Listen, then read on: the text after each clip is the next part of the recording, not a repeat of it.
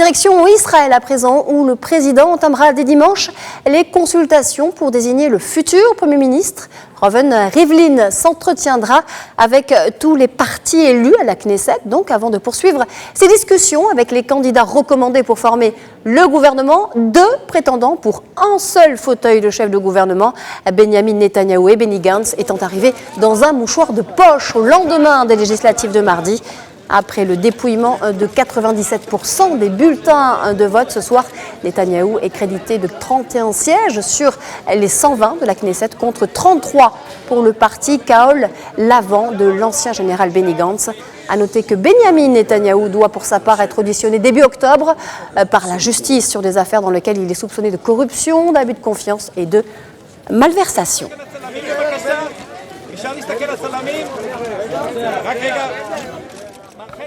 En ligne avec nous depuis la Palestine pour revenir sur ce qui pourrait apparaître comme une impasse politique en Israël, Valérie Ferron, correspondante de Medi 1 en Palestine. Valérie, bonsoir.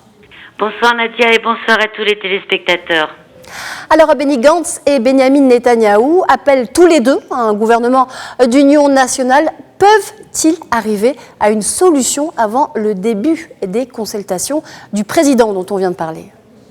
Alors Nadia, on voit très mal comment un quelconque accord serait possible. Pour résumer la situation, Benjamin Netanyahou, Bibi le magicien, comme l'appellent ses partisans, semble ne plus avoir de lapin à sortir de son chapeau.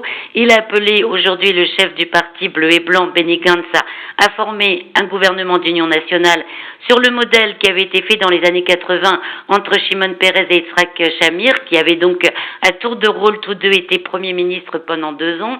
Mais Benjamin Netanyahou a fait cet appel après avoir convaincu hier ses partis satellites, donc de l'extrême droite et les partis religieux, de signer un accord lui permettant de négocier une coalition à leur nom et en le recommandant comme Premier ministre.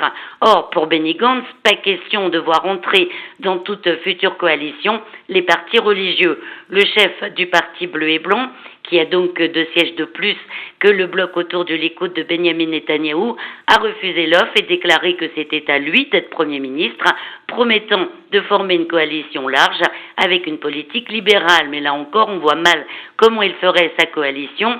Il reste donc avec Avigdor Lieberman et son parti Israël Beiteinu, qui cette fois-ci encore risque de jouer les faiseurs de roi. Il avait d'abord proposé une coalition entre son parti, le Likoud de Benjamin Netanyahou, et le parti bleu et blanc, mais sans Benjamin Netanyahou à l'intérieur et donc aussi sans les religieux. On sait combien Avigdor Lieberman se bat contre les religieux en Israël. Donc ce scénario tombe aussi à l'eau. Avigdor Lieberman accuse désormais Benjamin Netanyahou de pousser le jeu au bout pour empêcher toute formation d'une coalition et d'aller donc peut-être vers de nouvelles élections, ce que le président Rivlin veut empêcher à tout prix, mais qui reste donc un scénario possible.